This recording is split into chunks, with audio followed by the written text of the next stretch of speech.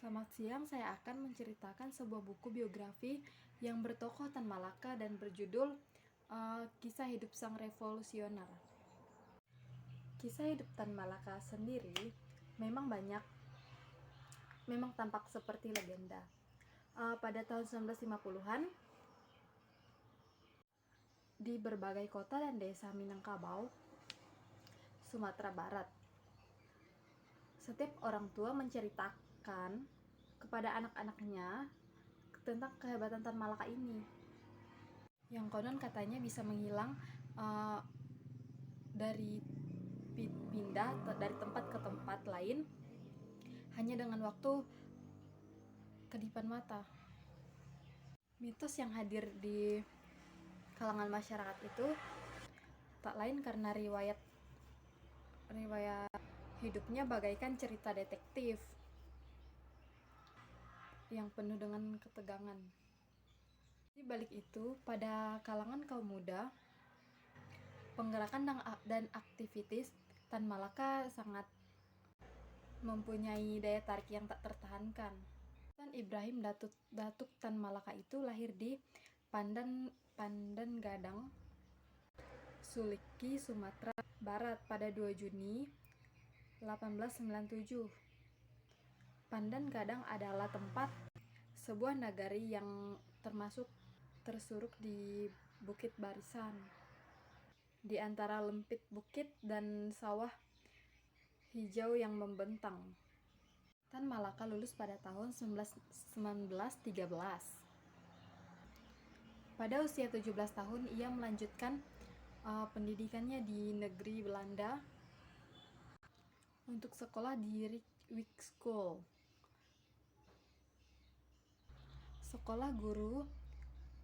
sekolah pendidikan guru pemerintahan di Haarlem.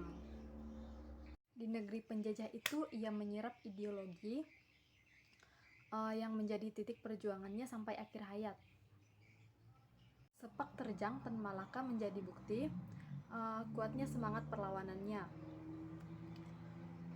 dari para pemuda Minangkabau.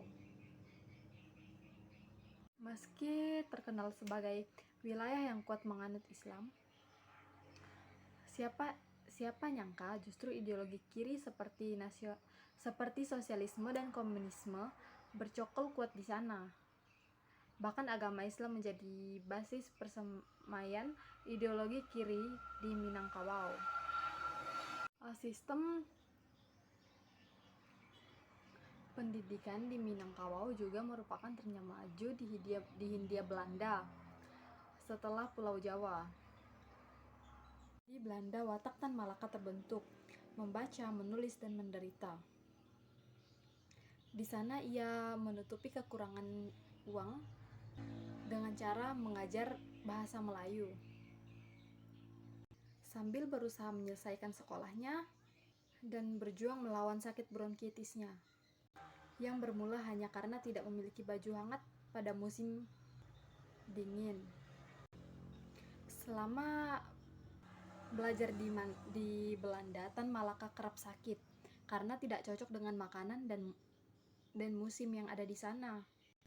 Di kota-kota itu, sembari membangun kekuatan anti penjajahan, juga dia melahirkan percikan pemikirannya melalui buku, brosur di antara bayang-bayang intelijen Inggris, Amerika, dan Belanda.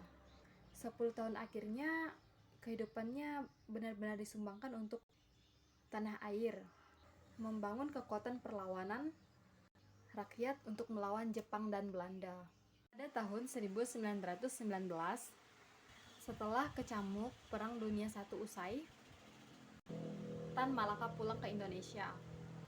Lalu dia menjadi guru di sekolah yang didirikan oleh perusahaan perkebunan Eropa. Di lingkungan perkebunan itu, semangat radikalnya tumbuh ketika ia menyaksikan ketimpangan sosial antara kaum buruh dan tuan tanah. Karena tidak tahan melihat penindasan yang diderita oleh para kuli perkebunan di didatangkan dari Jawa, Tan Malaka minta berhenti dan pindah ke Semarang. Perjuangannya kemudian tidak hanya dalam usaha mencerdaskan rakyat Indonesia pada saat itu, tapi juga pada gerakan-gerakan dalam melawan ketidakadilan.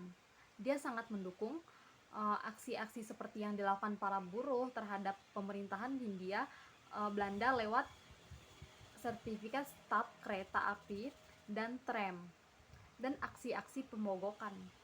Masa itu juga ia terlibat dalam politik dan menjadi anggota ISDF yang kemudian menjadi PKI. Dia bahkan kerap terlibat konflik dengan pihak pengelola perkebunan Eropa karena muatan pelajarannya yang diberikan kepada siswa.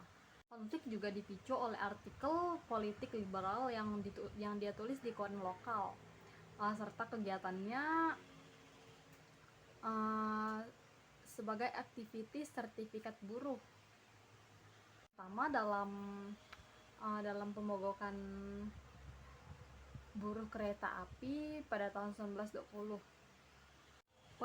PKI sendiri berlindung di belakang Serikat Islam sambil melakukan kegiatan agitasinya. Tan segera aktif menyelenggarakan pendidikan cuma-cuma kepada anak-anak rakyat jelata, menulis pamflet-pamflet, dan mendorong berbagai pemogokan.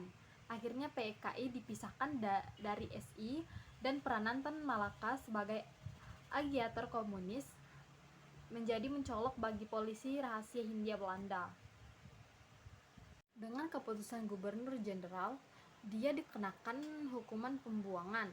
Ketika Komintern sibuk mempersiapkan Kongres keempat, Tan yang melapor sebagai wakil Indonesia diajak ikut rapat-rapat persiapan, tapi dia hadir sebagai penasihat, bukan anggota yang punya hak suara. Menurut Tan Malaka, komunis tak boleh mengabaikan kenyataan bahwa saat itu ada 250 juta muslim di dunia. Gagasan Tan soal koalisi komunisme dan panislamisme mendapat dukungan penuh dari delegasi Asia, tapi kenyataan itu tidak terlalu disukai oleh Karl Radek, pemimpin Komintern yang membawakan urusan Asia. Itulah yang menjadi bukti bahwa Tan Malaka adalah pencetus gagasan Indonesia merdeka jauh dari proklamasi 17 Agustus 1945. Meskipun brosur itu terpaksa harus diselundupkan ke Indonesia dan beredar secara terbatas, dampaknya di kalangan pergerakan kebangsaan amat besar. Dan dengan menuju Republik Indonesia, maka untuk pertama kalinya konsep Republik Indonesia dicanangkan. Gagasan Tan ini disampaikan 9 tahun sebelum Soekarno menulis Menuju Indonesia Merdeka 1933. Dalam usia 27 tahun, Tan Malaka sudah mencanangkan kemerdekaan Indonesia, dan ada kejelasan perihal bagaimana bentuk negara Indonesia yang merdeka kelak, yakni republik. Dalam buku Menuju Republik Indonesia, dia juga memperkirakan kemungkinan terjadinya Perang Pasifik yang tentu saja mengakibatkan kelemahan di pihak Jepang sehingga Indonesia bisa lepas dari Jepang. Tan Malaka adalah contoh pemimpin yang berjuang dan melahirkan gagasan Bernas untuk kesejahteraan bangsa tanpa pamrih. Keteguhan Tan Malaka dengan sikapnya demi cita-cita kemerdekaan Indonesia itulah yang menjadikannya diburu polisi rahasia Belanda, Inggris, Amerika, dan Jepang di 11 negara. Dia adalah orang yang pertama kali menulis konsep Republik Indonesia. Kesuksesan Tan Malaka terletak pada sikap konsisten dalam berpolitik dan orisinalitas pemikirannya yang berpihak kepada rakyat. Tan Malaka tidak hanya berbicara, tapi dengan bukti. Dia bukanlah pemimpin flamboyan dan gagah di podium. Tan Malaka adalah seorang nasionalis sejati daripada seorang komunis.